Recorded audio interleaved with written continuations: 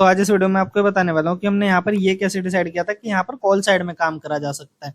फिर हमने यहाँ पर एंट्री पॉइंट कैसे फाइंड आउट किया था, और फिर हमने यहाँ पर ये कैसे डिसाइड किया था कि यहाँ पर इतना टारगेट रखना ठीक होगा।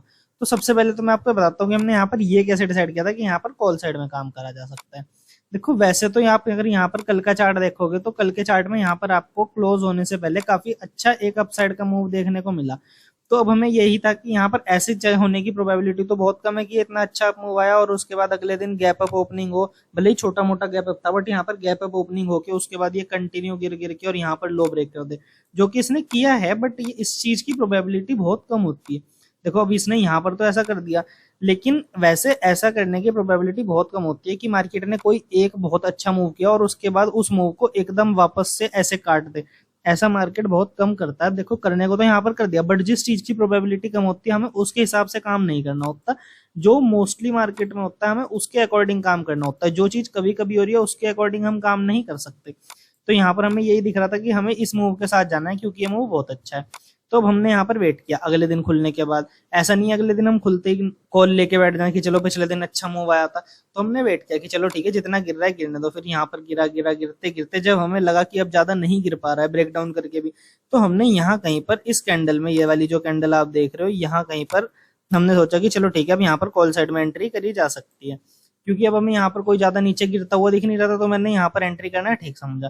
और मेरा जो टारगेट था वो टारगेट मैंने डिसाइड किया था यहाँ पर प्रीवियस डे क्लोजिंग प्राइस तक, कि चलो ठीक है, अगर ये प्रीवियस डे क्लोजिंग प्राइस तक यानी कि 55,500 का ब्रेकआउट भी हो जाएगा और प्रीवियस डे क्लोजिंग प्राइस भी आ जाएगा, तो यहाँ कहीं तक अपना टारगेट अच्छा अचीव हो जाएगा, तो यहाँ पर बुक करना ठीक रहेगा। अब मैंने कॉल साइड में डिसाइड कैसे किया, मैंने आपको ये भी बता दिया। मैंने टारगेट कैसे रखा था वो भी बता दिया कि कितना टारगेट रखना ठीक रहेगा।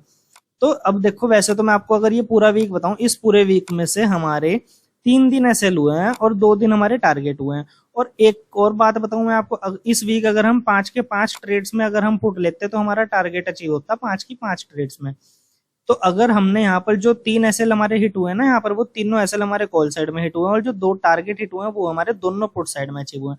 तो अभी मार्केट थोड़ा सा नेगेटिव चल रहा है। तो हमने इस वीक जितने भी कॉल के साइड के ट्रेड लिए, इस वीक हमने 3 दिन कॉल साइड में काम किया और तीनों दिन हमारा लॉस हुआ। और जितने भी दिन पुट साइड में काम किया, 2 दिन हमने पुट साइड में काम किया, उन दिनों हमारा टारगेट अचीव हुआ।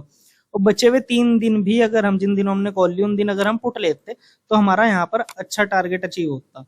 लेकिन अब इसका मतलब ये नहीं है कि हम सिर्फ पुट ही पुट लेते रहे, हम अपने सेटअप के अकॉर्डिंग काम करेंगे। अगर हम ऐसे अपना सेटअप चेंज करने लग जाएं तो फिर तो हम मार्केट में कैसे काम कर लेंगे। आप खुद सोचिए ना, जो चीज कभी कभी हो रही है हमें उसके अकॉर्डिंग काम नहीं करना, जो चीज मोस्ट ऑफ द टाइम होती है हमें उसके अकॉर्डिंग काम करना है। अगर आप इस चीज के अकॉर्डिंग काम करने लग जाओगे जो कभी कभी हो रही है, ऐसा तो मार्केट बिहेव कभी कभी करता है जैसा मार्केट अभी कर रहा है, क्योंकि अभी थोड़ा सा मार्केट नेगेटिव चल रहा है। तो ऐसी कंडीशंस में आपको थोड़ा सा ध्यान रखना चाहिए। ऐसा नहीं है कि आप इसमें अपना सेटअप चेंज कर दो, जैसे कोई इवेंट आ रहा है या फिर कोई न्यूज मार्केट में खराब चल रही है तो उसके अकॉर्डिंग अगर मार्केट रिएक्ट कर रहा है तो आप अपना सेटअप चेंज करके बैठ जाओ। ऐसा आपको नहीं करना होता, आपको बस अपना रिस्क मैनेज करके चलना होता है। तो इसी तरीके से आपको मार्केट में काम करना होता है। तो इस वीडियो में मैंने आपको सारा कुछ समझा दिया। बाकी आपका कोई डाउट है तो आप मेरे को कमेंट कर देना। बाकी अगर आप ये मेरा मॉर्निंग सेटअप डिटेल में सीखना चाहते हैं तो आप मेरे को कमेंट करके बता देना, क्योंकि ये काफी एडवांस है, तो मैं आपको यहाँ पर तो नहीं सिखा पाऊंगा। और आपको अगर सीखना है तो आप मेरे को कमेंट कर देना। अगर मैं वीडियोज में बताने लग जाऊँ तो बहुत बड़ी वीडियोज हो जाएंगी। तो आज के लिए इतना ही।